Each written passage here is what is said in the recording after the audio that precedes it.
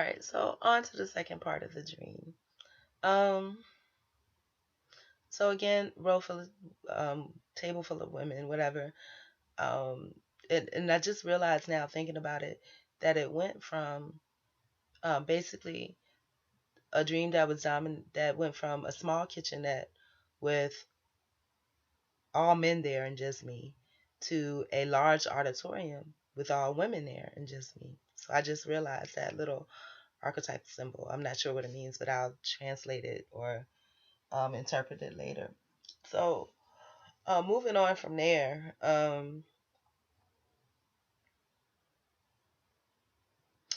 moving on from there, I don't remember the order, like if this part became before that part of the dream, but back to that house that I was going to. It was a white house.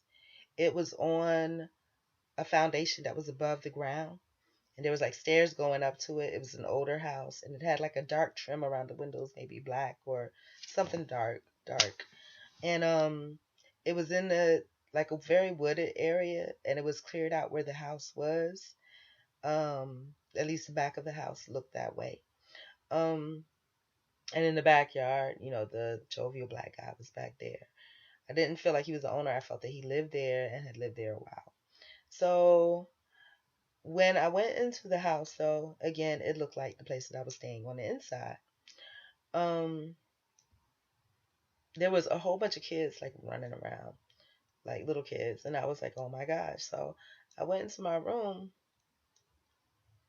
and they were coming in there, and I was like, something made me uncomfortable. Like, I don't know what it was. One of the kids said something, and I was like, okay, you all have to go. You have to leave my room. And so when I said that, I had closed the door and locked it, and I went and I made the owner aware, which in the dream was the same as the owner that was here. And of course, his attitude about it was kind of nonchalant. Also, there was a little bit of rearranging in the way the house was set up, meaning that whereas now I'm across from the owner in the dream, he was in the back in the room that was not occupied with all the stuff in it, and he had reset it. But in the dream, prior to him moving back there, he was in the other room in front of the room where the other African American lady stays. And so it was just really weird, something about cards and whatever like that. I don't remember everything about the dream, but again, I didn't want to have anything to do with the kids, because I mean they were just causing havoc, and I didn't want any problems. So um, I don't remember any more details of the dream, but then I woke up, and as I was doing the first vlog, towards the end of it, as y'all know, I've had situations with transportation and employment. Not really, I'm saying that now because when somebody says something in your head, that's what it said. But so, the this is now outside of the dream that I'm talking about. So I woke up, and towards the end of the last vlog, where it's part one of this, um, you can't help but to overhear conversations. So it's just weird how everything kind of happens at the same time. Like I said, my stuff getting stolen, the job thing, the thing about, me trying to get from A to B, and, everything just kind of missing points and stuff like that. I noticed that the new lady that lived in, the other girl was telling me she had an issue with her transportation when she came. It happened afterwards. Now, from what I'm overhearing, this woman is having the same problem. Now, what I'm starting to see about me and about people is not a favorable thing. Like I said, I've been here for a little bit, and when I came, there was another lady that was living here that really said some really made some threats, verbal threats, and the landlord heard it. And what he said to me when I addressed him to him, he said, "Oh, I didn't hear anything." Then he says, I don't take it seriously, take you seriously." I don't think he said it. He said you, and he meant it. And it kind of broke me down and broke me a little bit. One, because I was like, wow, internally I was like, that's not right. Two, I was very disappointed because I thought we should share the cultural thing at least, but no, not at all. So I was hurt by that in more ways than one, and I was a little frightened because I was like, if something does happen, I don't have any recourse or backup. Luckily for me, God saw it fit, for however the situation came across, that this person decided to move on. And then the new person came.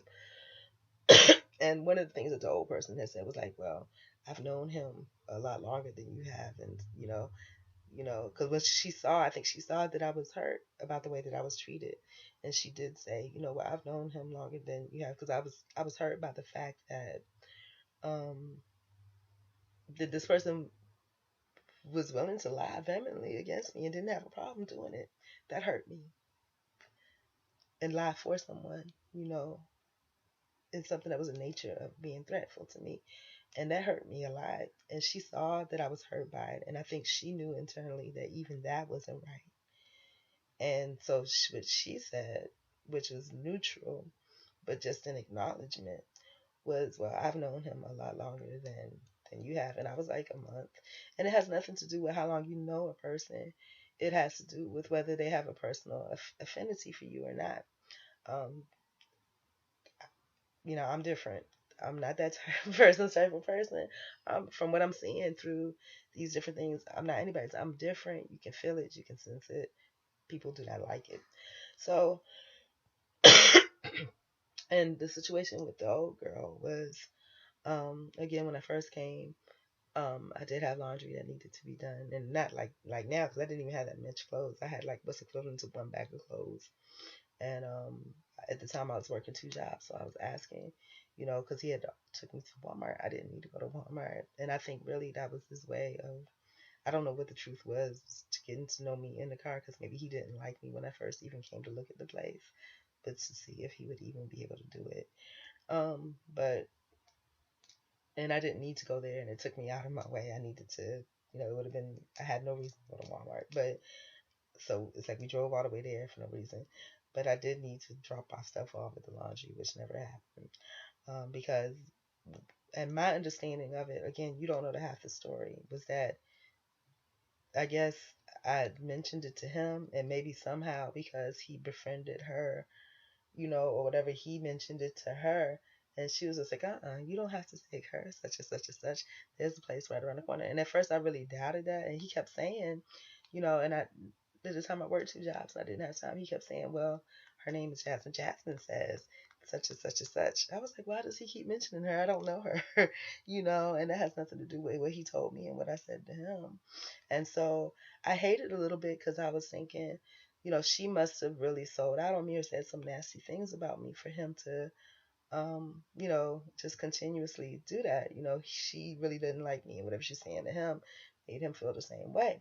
And I don't know what the truth is to this day. But so at first I was like, okay, it's her. She's saying something, you know.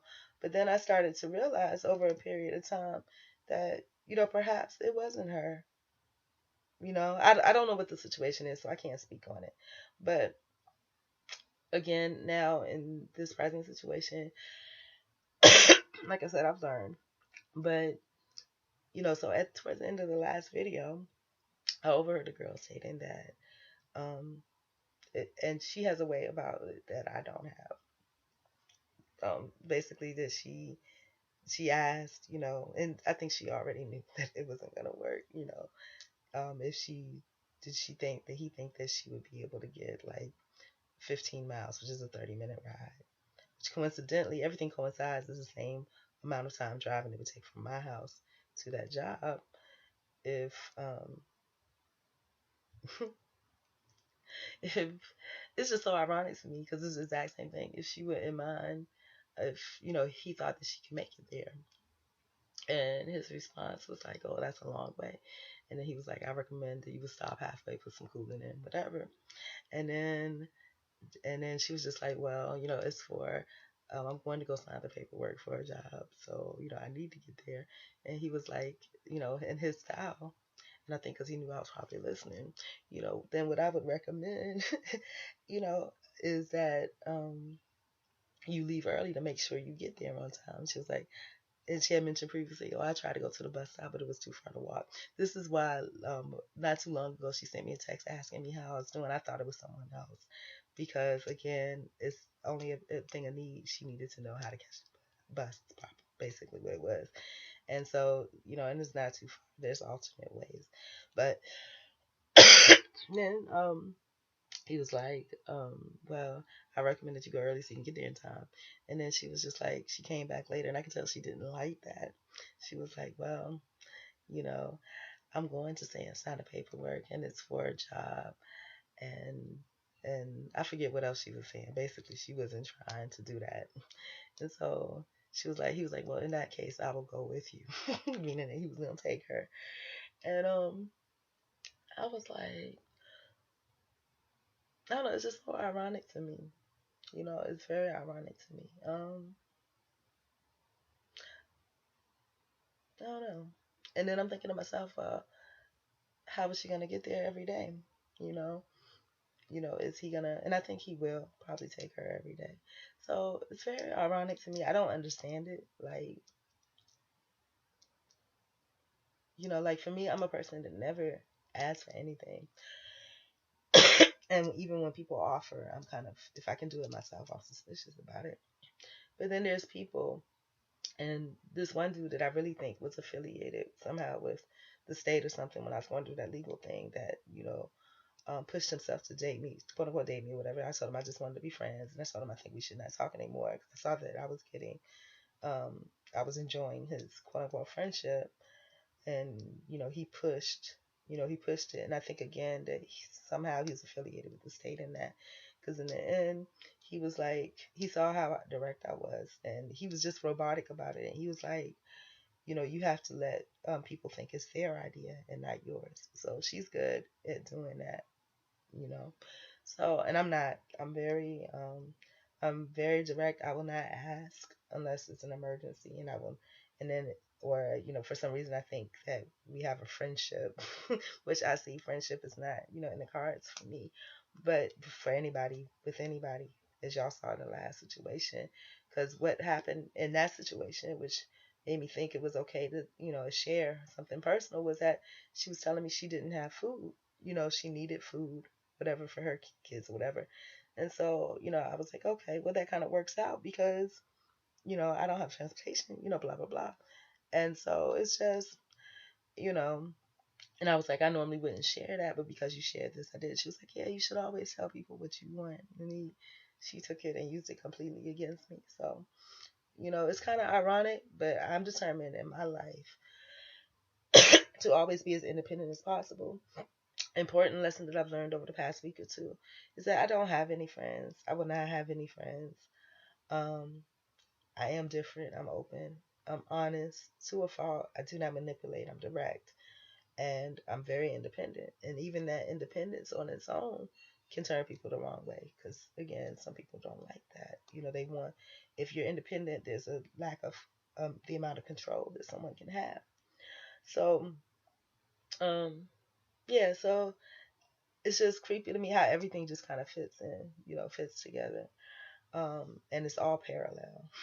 So obviously God or some higher force is working because he, she, whatever wants to teach me a lesson.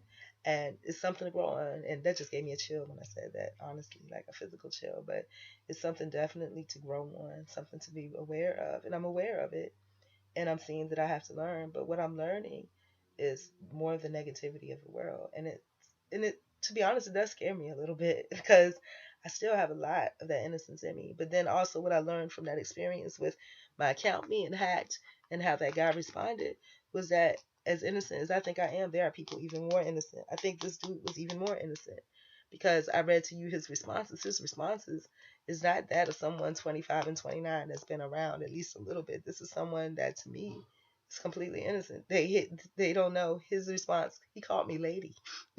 And then on top, unless he lied about his age, which I don't think that he did. He appeared to be about that age or more.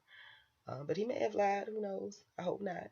It doesn't matter because I'm not communicating with this person anymore anyway. But and then he says, "Yeah, you better not respond," to try to get me to. But I didn't have any intention of it. But anyways, good morning. Welcome to my weird world. Task really quickly. The first one is to complete that application for that store close by my home. So, anyways, good luck to everybody in their day. Hope you're successful and bye.